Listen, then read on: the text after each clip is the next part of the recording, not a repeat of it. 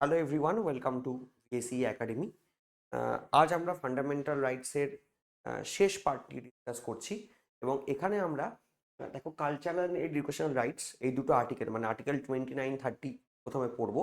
তারপর আমাদের আর্টিকেল 32 খুব ইম্পর্টেন্ট একটা আর্টিকেল, কিভাবে সুপ্রিম কোর্ট আমাদেরকে কনস্টিটিউশনাল রেমিডিস দেবে in case of violation of fundamental rights. Fundamental rights যদি আমাদের থেকে রাষ্ট্র কেড়ে নেয় কীভাবে আমরা রেমিডি পাবো সেটা নিয়ে আলোচনা করব। এবং তারপর আমাদের যে রিটসগুলো, এই রিটসগুলো নিয়ে একটু ডিসকাশন করবো তোমাদের সাথে। তাহলে চলো আলোচনা করা শুরু করা যাক। প্রথমে দেখো আমরা কালচারাল অ্যান্ড এডুকেশনাল রাইটসে যে দুটো আর্টিকেল প্রথম দেখছি সেটা হলো আর্টিকেল 29। তাহলে আর্টিকেল 29-এ কি বলছে? Protection of interest of minorities. তাহলে আর্টিকেল 29 দিয়ে যদি আমি আলোচনা করি, বলছে মাইনরিটিদের ইন্টারেস্ট প্রোটেকশন করা হচ্ছে। তো মাইনরিটিদের কি ইন্টারেস্ট প্রোটেকশনের কথা বলা হচ্ছে সেটা যদি আমরা একটু ডিটেলে দেখি। মাইনরিটিদের যে যে ইন্টারেস্টের প্রোটেকশনের কথা এখানে বলা হচ্ছে, একটা হলো মাইনরিটিরা তাদের ল্যাঙ্গুয়েজকে প্রোটেক্ট করতে পারবে, এইটা বলা হয়েছে।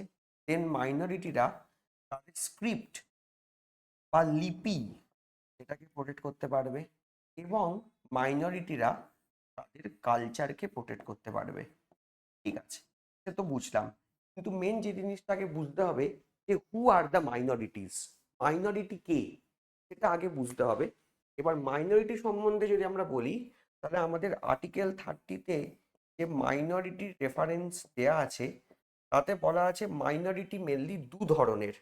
মাইনরিটি ধরনের হয়, একটা হলো রিলিজিয়াস মাইনরিটি, মানে ধর্মের দিক দিয়ে যারা মাইনরিটি হচ্ছে রিলিজিয়াস মাইনরিটি। আর একটা হয় লিঙ্গুইস্টিক মাইনরিটি, অর্থাৎ ভাষার দিক দিয়ে মাইনরিটি, লিঙ্গুইস্টিক মাইনরিটি। তাহলে একটা হচ্ছে রিলিজিয়াস মাইনরিটি আর একটা হচ্ছে লিঙ্গুইস্টিক মাইনরিটি। প্রথমত রিলিজিয়াস মাইনরিটি নিয়ে কিন্তু আমার একটা কনফিউশন আমাদের ভেতরে ছিল, যে আমরা যদি ভারতবর্ষের ডেমোগ্রাফি দেখি, ভারতবর্ষের ওভারঅল যদি গোটা ভারতবর্ষ দেখো তাহলে কিন্তু 50% প্লাস মানে মেজরিটি হিন্দু, বাকি যারা আছে মানে মুসলিম, খ্রিস্টান, জৈন, শিখ, পার্সি এরা সবাই মাইনরিটি। কিন্তু রাজ্য স্পেসিফিকে দেখলে ইকুয়েশন আলাদা হয়ে যাবে। ফর এক্সাম্পল আমরা যদি দেখি আমরা যদি দেখি ধরো পাঞ্জাব, পাঞ্জাবে কিন্তু শিখ মেজরিটি, হিন্দু মাইনরিটি। আমরা যদি যাই কাশ্মীর, কাশ্মীরে কিন্তু মুসলিম মেজরিটি, হিন্দু মাইনরিটি। লাক্ষাদ্বীপে যদি যাও তাহলে কিন্তু সেখানে মুসলিম মেজরিটি, হিন্দু মাইনরিটি। আবার মেঘালয়, মিজোরামের মতো কিছু নর্থ ইস্টার্ন স্টেট আছে, সেখানে কিন্তু হিন্দু মাইনরিটি, খ্রিস্টানস মেজরিটি, কিছু কিছু ট্রাইবস মেজরিটি। তাহলে মেন সমস্যাটা হলো যে রিলিজিয়াস মাইনরিটিটাকে আমরা কিভাবে রেকগনাইজ করব? এটাকে কি আমরা মানে প্যান ইন্ডিয়া দেখব, নাকি এটাকে আমরা রাজ্য স্পেসিফিক দেখব? কারণ রাজ্য স্পেসিফিক দেখলে একরকম ইকুয়েশন আসবে, প্যান ইন্ডিয়া দেখলে একরকম ইকুয়েশন আসবে।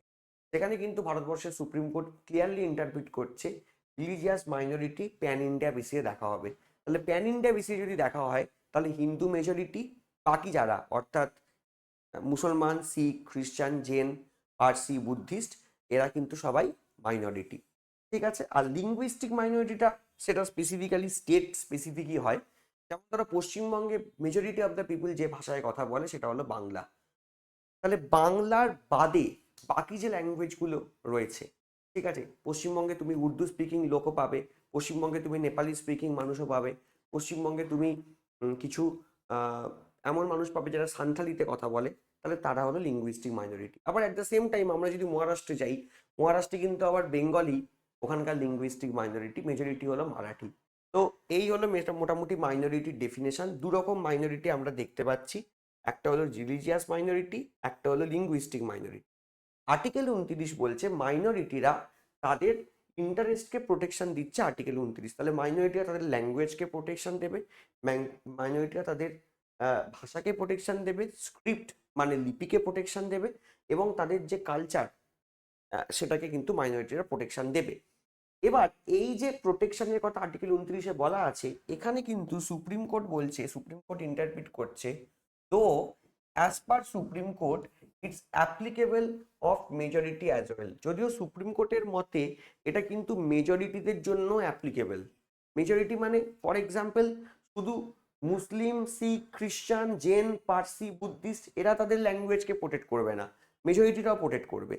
মুসলমানরা যদি উর্দুকে প্রোটেক্ট করে, শিখরা যদি গুরুমুখী স্ক্রিপ্টকে প্রোটেক্ট করে, যদি জৈনরা প্রাকৃতকে প্রোটেক্ট করে, যদি বুদ্ধিস্টরা পালিকে প্রোটেক্ট করে, তাহলে হিন্দুরাও তাদের কালচারকে প্রোটেক্ট করবে। কারণ আমাদের অনেক কালচার সেটা কিন্তু আমরা নিজেরাও ভুলতে বসেছি। যারা হিন্দু তারা কিন্তু তাদের অনেক কালচারকে ভুলতে বসেছে। তাই হিন্দুরাও তাদের কালচারকে প্রোটেক্ট করবে, সেটা কিন্তু সুপ্রিম কোর্ট বলছে। Though as per supreme court it is applicable for majority as well. মেজরিটিরাও তাদের ল্যাঙ্গুয়েজ, স্ক্রিপ্ট, কালচারকে প্রয়োগ করতে পারে। একসময় হিন্দুদের মধ্যে সংস্কৃত ভাষা কিন্তু খুব প্রচলিত ছিল এবং খুব পপুলার ছিল, কিন্তু আজকাল হিন্দুরা বেশিরভাগই সংস্কৃত ভাষায় কথা বলে না বা জানে না। তুমি দেখবে হিমাচল প্রদেশ এবং উত্তরাখণ্ডেরও দুটো রাজ্য যারা কিন্তু তাদের প্রাথমিক প্রাইমারি যে স্টেট ল্যাঙ্গুয়েজ সেটা হিন্দি হলেও তারপর সেকেন্ডারি স্টেট ল্যাঙ্গুয়েজের কিন্তু অফিসিয়াল ল্যাঙ্গুয়েজের তকমা কিন্তু সংস্কৃতকে দিয়েছে। তাহলে আর্টিকেল 29টা আশা করি বোঝাতে পারলাম। এবার আর্টিকেল 29-এর অ্যাপ্লিকেশন যদি কিছু হয় সেটা হলো আর্টিকেল 30। এই আমরা বলি আর্টিকেল 30কে আর্টিকেল 29-এর অ্যাপ্লিকেশন।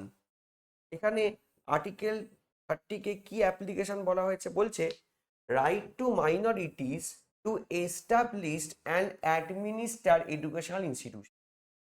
মাইনরিটিরা চাইছে তারা উর্দু শেখাবে, গুরুমুখী স্ক্রিপ্ট শেখাবে, পালি ল্যাঙ্গুয়েজ শেখাবে, প্রাকৃত ল্যাঙ্গুয়েজ শেখাবে, বাইবেল শেখাবে, ক্রিশ্চানিটি সম্বন্ধে বোঝাবে, কিন্তু তাদের যে কালচার, তাদের যে স্ক্রিপ্ট, তাদের যে ল্যাঙ্গুয়েজ সেটা তো কোনো সরকারি স্কুলে শেখানো হবে না। তাহলে আলটিমেট মাইনরিটিরা যদি সত্যিই তাদের ইন্টারেস্টকে প্রোটেক্ট করতে চায়, সত্যিই যদি তাদের ল্যাঙ্গুয়েজ, স্ক্রিপ্ট, কালচারকে প্রোটেক্ট করতে চায়, তাহলে তাদেরকে তাদের মতো করে এডুকেশনাল ইনস্টিটিউশন এস্টাবলিশ করতে দিতে হবে, যাতে তারা তাদের ইনস্টিটিউশন প্রতিষ্ঠা করতে পারে। এবং সেই ইনস্টিটিউশন শুধুমাত্র এস্টাবলিশ করলে হবে না, সেগুলোকে অ্যাডমিনিস্টার বা পরিচালনার দায়িত্বও দিতে হবে। অর্থাৎ এই যে মাইনরিটিরা তাদের মতো করে স্কুল খোলে, তোমরা যে দেখো saint James school, saint Xavier's college, saint Xavier school, আমাদের যে মাদ্রাসা, Jain college, Jain school, Khalsa college, Khalsa school, এগুলো কিন্তু আলটিমেট তৈরি হচ্ছে আমাদের আর্টিকেল 29 যখন বলছে মাইনরিটিদেরকে তারা তাদেরকে তাদের যে ল্যাঙ্গুয়েজকে প্রোটেকশন দেবে, তাদের ইন্টারেস্টকে প্রোটেকশন দেবে, সেটা ইমপ্লিমেন্ট করা হচ্ছে আর্টিকেল 30-র মাধ্যমে। তার মানে আমি বলতে পারি আর্টিকেল 29-এরই অ্যাপ্লিকেশন হলো আর্টিকেল 30। আর্টিকেল 29-এ যেটা বলা হচ্ছে সেটাই আমরা যখন অ্যাপ্লাই করছি সেটা হয়ে যাচ্ছে আর্টিকেল 30। আর্টিকেল 30 মাইনরিটিদেরকে ক্ষমতা দিয়েছে, তারা তাদের মতো করে ইনস্টিটিউশন এস্টাবলিশ করতে পারে, তৈরি করতে পারে এবং সেটাকে পরিচালনা করতে পারে।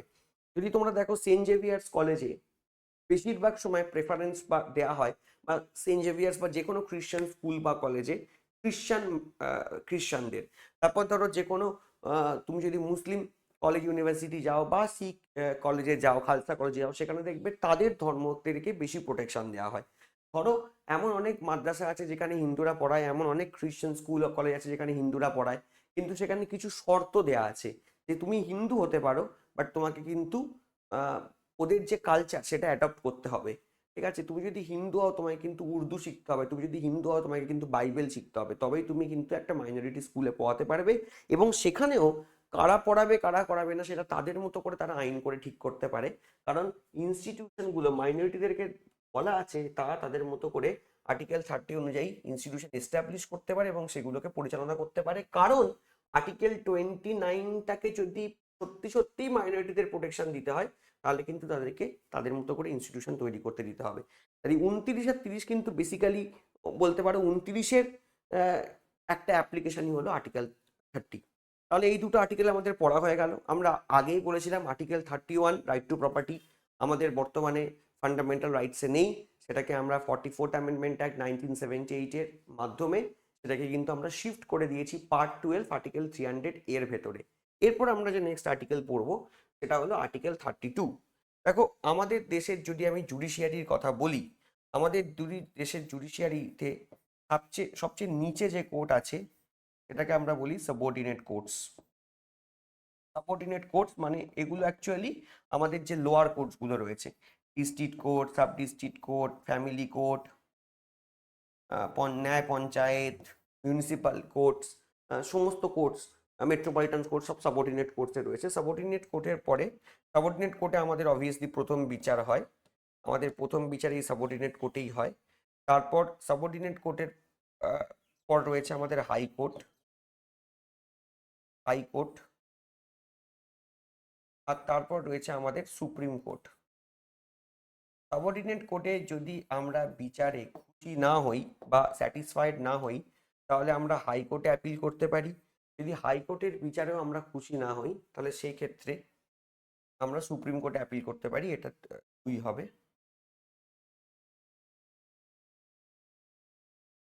আমরা হাইকোর্টে অ্যাপিল করতে পারি, হাইকোর্টের বিচারেও খুশি না হলে আমরা সুপ্রিম কোর্টে অ্যাপিল করতে পারি। কিন্তু যদি রাষ্ট্র আমাদের ফান্ডামেন্টাল রাইটস কেড়ে নেয়, যদি রাষ্ট্র এমন কোনো পলিসি নিয়ে আসে যাতে আমাদের মৌলিক অধিকার বিঘ্নিত হচ্ছে, রাষ্ট্র যদি এমন কোনো আইন নিয়ে আসে সেটা যদি আমাদের মৌলিক অধিকার বিঘ্নিত হয়, তাহলে সেই ক্ষেত্রে আমরা কিন্তু নর্মালি আমরা সাবঅর্ডিনেট কোর্ট থেকে হাইকোর্টে যাই, হাইকোর্ট থেকে সুপ্রিম কোর্টে যাই। নর্মাল পিটিশনের ক্ষেত্রে এটা হয়। নর্মাল পিটিশন যখন হয় তখন কিন্তু আমরা লোয়ার কোর্টকে স্কিপ করে সুপ্রিম কোর্টে যেতে পারি না, তাই আমাদেরকে লোয়ার কোর্ট হয়েই কিন্তু সুপ্রিম কোর্টে অ্যাপ্রোচ করতে হয়। কিন্তু কিন্তু আমাদের যদি আমাদের ফান্ডামেন্টাল রাইটস যদি ভায়োলেট হয়, যদি ফান্ডামেন্টাল রাইটস আমাদের ভায়োলেট হয়, সেক্ষেত্রে কিন্তু আমরা ডিরেক্ট হাইকোর্টে অ্যাপ্রোচ করতে পারি, বিকজ আর্টিকেল 226 আমাদেরকে সেই ক্ষমতা দিয়েছে। এবং সেই ক্ষেত্রে আমরা কিন্তু ডিরেক্ট সুপ্রিম কোর্টে অ্যাপ্রোচ করতে পারি, বিকজ আর্টিকেল 32 আমাদেরকে সেই ক্ষমতা দিয়েছে। নর্মালি আমরা যখন কোর্টে অ্যাপ্রোচ করি সেটাকে বলে পিটিশন, নিজেদের জন্য গেলে সেটাকে আমরা বলি পিটিশন। যদি অনেকের জন্য যাই, অনেক মানুষের স্বার্থে ঘা পড়েছে, তাদের জন্য আমরা, তাদের ফান্ডামেন্টাল রাইটস ব্যাহত হয়েছে, তাদের জন্য যখন যাচ্ছি সেটাকে আমরা লিটিগেশন বলি, জনস্বার্থ মামলা, পাবলিক ইন্টারেস্ট লিটিগেশন। তুমি অনেকের জন্য যাচ্ছ, কলকাতা বইমেলায় পলিউশন হচ্ছে, তার এফেক্ট শুধু তোমার শরীরে হচ্ছে না, প্রচুর মানুষের শরীরে হচ্ছে, তাই তুমি চাইছো কলকাতা বইমেলাকে তুমি কলকাতা ময়দান থেকে সরিয়ে দিয়ে ওটাকে সল্ট লেকে নিয়ে চলে যাবে। তার জন্য তোমাকে যেটা করতে হবে সেটা হলো জনস্বার্থ মামলা, পিআইএল, পাবলিক ইন্টারেস্ট লিটিগেশন। কিন্তু সেক্ষেত্রেও article 21 right to life violate হচ্ছে। কিন্তু শুধু তোমার নয়, সবার। যখন ব্যক্তিগতভাবে হবে সেটাকে আমরা পিটিশন বলি, যদি প্রচুর মানুষের জন্য আমরা যাই সেটাকে আমরা জনস্বার্থ মামলা, পিআইএল বলি, পাবলিক ইন্টারেস্ট লিটিগেশন বলি। আলটিমেট ফান্ডামেন্টাল রাইটস ভায়োলেট হলে আমরা ডিরেক্ট সুপ্রিম কোর্টে যেতে পারি অ্যাজ পার আর্টিকেল 226, ডিরেক্ট হাইকোর্টে যেতে পারি অ্যাজ পার আর্টিকেল 32। যখন আমরা যাব, এইটাকে কিন্তু আমরা নর্মাল পিটিশন বলবো না, এটাকে আমরা কি বলবো? এটাকে আমরা বলবো রিট পিটিশন। এটাকে আমরা বলবো রিট পিটিশন। তাহলে রিট পিটিশন মানে কি? রিট পিটিশন মানে হলো সেই পিটিশন যেটা স্পেসিফিক্যালি আমাদেরকে ক্ষমতা দেয় আমাদের ফান্ডামেন্টাল রাইট ভায়োলেট হলে ডিরেক্ট সুপ্রিম কোর্টে যাওয়ার বা ডিরেক্ট হাইকোর্টে যাওয়ার। এরপর সুপ্রিম কোর্ট হাইকোর্ট যেটা করবে, সুপ্রিম কোর্ট হাইকোর্ট কিন্তু প্রথমেই যেটা দেখবে, এক নম্বর হলো সুপ্রিম কোর্ট রিভিউ করবে আমাদের যে পিটিশন। সুপ্রিম কোর্ট বা হাইকোর্ট তুমি যার কাছেই যাও, সে কি করবে? Review petition. অর্থাৎ সুপ্রিম কোর্ট আমাদের যে পিটিশনটা আছে সেটাকে সুপ্রিম কোর্ট আগে কি করবে? Review the petition. প্রথম স্টেপ হলো রিভিউ দ্য পিটিশন, মানে পিটিশনটাকে আগে রিভিউ করে দেখবে যে এই পিটিশনটার ভেতরে কোনো সারবক্তা আছে কিনা, আদৌ সত্যি সত্যিই ফান্ডামেন্টাল রাইট ভায়োলেট হয়েছে কিনা, নাকি আমাদের মনে হচ্ছে হয়েছে কিন্তু আদতে হয়নি, এমনও হতে পারে। যদি আলটিমেট ফান্ডামেন্টাল রাইটস ভায়োলেট হয়, যদি সত্যি সত্যিই হয়, তাহলে সুপ্রিম কোর্ট কি করবে? সুপ্রিম কোর্ট রিট ইস্যু করবে, রিট ইস্যু করবে। তাহলে মাথায় রাখবে, যদি আমাকে বলা হয় আমরা যখন প্রথম সুপ্রিম কোর্টে যাচ্ছি সেটা হলো রিট পিটিশন, আর তারপর সুপ্রিম কোর্ট যদি মনে করে হ্যাঁ সত্যি সত্যি ভায়োলেশন হয়েছে ফান্ডামেন্টাল রাইট, তখন সুপ্রিম কোর্ট কি করবে? সুপ্রিম কোর্ট রিট ইস্যু করবে। রিট ইস্যু করে সুপ্রিম কোর্ট কি করবে? রিট ইস্যু করে সুপ্রিম কোর্ট তোমার যে ফান্ডামেন্টাল রাইটস রাষ্ট্র কেড়ে নিয়েছে সেই ফান্ডামেন্টাল রাইটকে রেস্টোর করবে। তাহলে restoration, restoration of fundamental rights, অর্থাৎ তোমার যে ফান্ডামেন্টাল রাইটস কেড়ে নেওয়া হয়েছে সেই ফান্ডামেন্টাল রাইটকে কি করা হবে? রেস্টোর করা হবে। এটা একটু পরিষ্কার করে লিখে দিই, তোমার যে ফান্ডামেন্টাল রাইটস কেড়ে নেওয়া হয়েছে সেই ফান্ডামেন্টাল রাইট কি করা হবে? না রেস্টোর করা হবে, রেমিডি দেওয়া হবে, তাই তো? রেস্টোরেশন অফ ফান্ডামেন্টাল রাইটস, তোমার মৌলিক অধিকার তোমাকে ফিরিয়ে দেওয়া হবে এবং তোমাকে রেমিডি দেওয়া হবে। তাহলে কি বলছে এখানে একবার দেখে নিই, it gives us the right, আমাদেরকে সেই অধিকার দিচ্ছে article 32 to move to Supreme Court, supreme কোর্টে যাওয়ার, in case of violation of any fundamental rights. This article gives the power, আমাদের ক্ষমতা দিচ্ছে, to the citizen of India, ভারতের নাগরিককে, two file writ petition, writ petition file করতে, কারণ তখন রিট পিটিশন আমরা ফাইল করছি, ডিরেক্ট আমরা সুপ্রিম কোর্ট হাইকোর্টে অ্যাপ্রোচ করছি, রিট পিটিশন ফাইল করার ক্ষমতা দিচ্ছে। And it also gives power, এবং এটা ক্ষমতা দিচ্ছে টু সুপ্রিম কোর্ট, সুপ্রিম কোর্টকে to issue writs, writ issue করার ক্ষমতা দিচ্ছে। আশা করি তোমরা এই জায়গাটা বুঝতে পেরেছো। ডক্টর আম্বেদকর এই জায়গাটা এতটাই ইম্পর্টেন্ট, ডক্টর আম্বেদকরের মতে যদি আজকে আর্টিকেল 32 না থাকে তাহলে ফান্ডামেন্টাল রাইটসগুলো রাখার কোনো মানেই হয় না, কারণ আজকে ফান্ডামেন্টাল রাইটসগুলো আছে কারণ আমরা জানি আমাদের যদি মৌলিক অধিকার ভায়োলেট হয় তাহলে কিন্তু আমরা অ্যাপ্রোচ করতে পারবো, কোথায় অ্যাপ্রোচ করতে পারবো? সুপ্রিম কোর্টে অ্যাপ্রোচ করতে পারবো, আমাদের সেই কনফিডেন্সটা রয়েছে। কিন্তু আজকে যদি আর্টিকেল 32 না থাকতো, আমরা যদি সুপ্রিম কোর্টে অ্যাপ্রোচ করতে না পারতাম, তাহলে তো আলটিমেট আর এই ফান্ডামেন্টাল রাইটসগুলো থাকারই কোনো মানে হতো না, তাই না? তাই জন্যই ডক্টর আম্বেদকর এই আর্টিকেল 32-কে তিনি heart and soul of the Indian constitution, এটাকে হার্ট অ্যান্ড সোল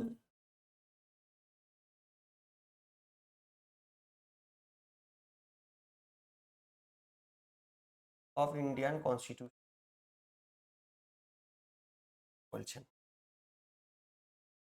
ঠিক আছে, চলো তাহলে এই পার্টটা হয়ে গেল। এবার আমরা একটু রিডসগুলো পড়ে নেব, রিডসগুলো পড়লে আমাদের এই পার্টটা ক্লিয়ার হয়ে যাবে। ঠিক আছে, চলো তাহলে নেক্সট যে ক্লাসটা হবে সেখানে আমরা কিন্তু রিটস, হেবিয়াস কর্পাস, ম্যান্ডামাস, সার্সিলারি এগুলো পড়ে নেব, এবং এগুলো পড়া হয়ে গেলে আমাদের ফান্ডামেন্টাল রাইটস কমপ্লিট হয়ে যাবে। Thank you everyone.